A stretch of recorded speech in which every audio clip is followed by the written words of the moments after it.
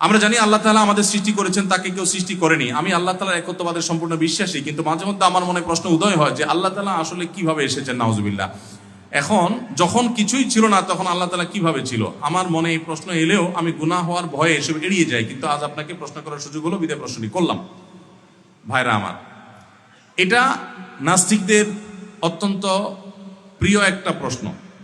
যে ভাই প্রশ্ন করেছেন তিনি মুসলিম সন্দেহাতীতভাবে, বাট প্রশ্নটা নাস্তিকরা করে থাকে সাধারণত, এবং তাদের খুব প্রিয় একটা প্রশ্ন। প্রশ্ন করার সময় তারা খুব দাঁত টাত খিচে নেয়, মনে করে খুব কঠিন একটা প্রশ্ন করে ফেললাম। এটার মতো সহজ প্রশ্ন আরেকটা নেই। এই প্রশ্ন উত্তর খুবই সহজ, এবং এই প্রশ্নটা শুনতে মনে হয় অনেক যৌক্তিক প্রশ্ন, আসলে এটা সম্পূর্ণ অন্তঃসার শূন্য প্রশ্ন। শ্রদ্ধা রেখেই বলছি। কিভাবে অন্তঃসার শূন্য?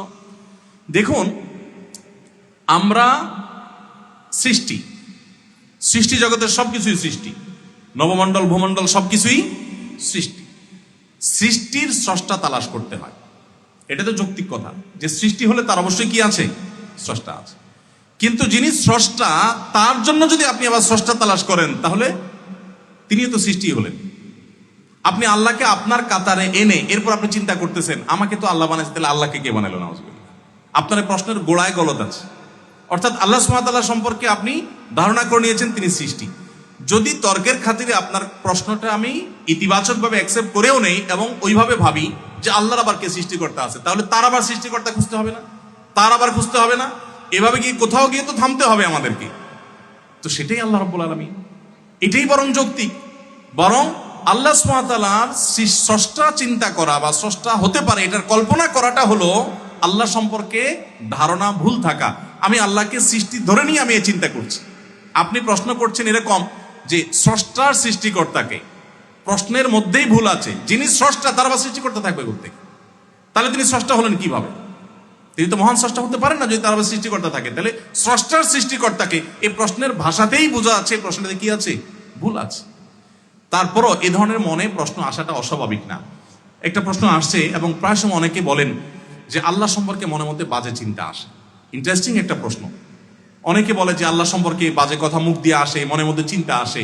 নবী করিম সাল্লাল্লাহু আলাইহি ওয়াসাল্লামকে ঠিক এরকম একটা কথা বলার পর একজনে তিনি বলেছেন, দেখো তোমার মনে আল্লাহ সম্পর্কে বাজে চিন্তা আসলে তুমি সাথে সাথে খুশি হয়ে আল্লাহর কৃতজ্ঞতা আদায় করবা। খুশি হওয়ার কি মানে? তুমি আল্লাহ তাআলার শুকর আদায় করবা যে তোমার মনের মধ্যে বাজে চিন্তা আসছে, সেটা নিয়ে তুমি পেরেশান আছো, তার মানে তোমার মধ্যে ঈমান আছে। যেই ঘরে সম্পদ আছে সেখানে চোর আসে, তুমি ঈমানদার দেখে তোমার মনে এই চিন্তা আসছে। যার আল্লাহর প্রতি বিশ্বাস না তার মনে কখনো চিন্তা আসেই না। শয়তান তোমার ঈমানটাকে হরণ করতে চাচ্ছে। তুমি এই সময় কি করবে? নবী রাসূলুল্লাহ সাল্লাল্লাহু আলাইহি ওয়াসাল্লাম কিছু শেখানো সুন্নাহ আছে। বাম দিকে প্রতীকী থুতু নিক্ষেপ করা। প্রতীকী, ওই যে শুয়ের আগে যে পরিমাণ পানি থাকে এরকম বাম দিকে থুতু, কারণ বাম দিক থেকে শয়তান মানুষকে এই সমস্ত চিন্তাগুলো মানুষের ভিতরে অ্যাডাপ্ট করে। সেই সাথে আল্লাহর কাছে একটা 3 বাক্যের বা 4 বাক্যের একটা দোয়া পড়া, আমানতু বিল্লাহি ওয়া রাসূলি। আমানতু বিল্লাহি ওয়া রাসূলি, আমি আল্লাহর প্রতি ঈমান এনেছি এবং রাসূলের প্রতি ঈমান এনেছি। ইনশাআল্লাহ বিদিনিল্লাহ এই জাতীয় মনের শয়তানি জল্পনা দূর হবে।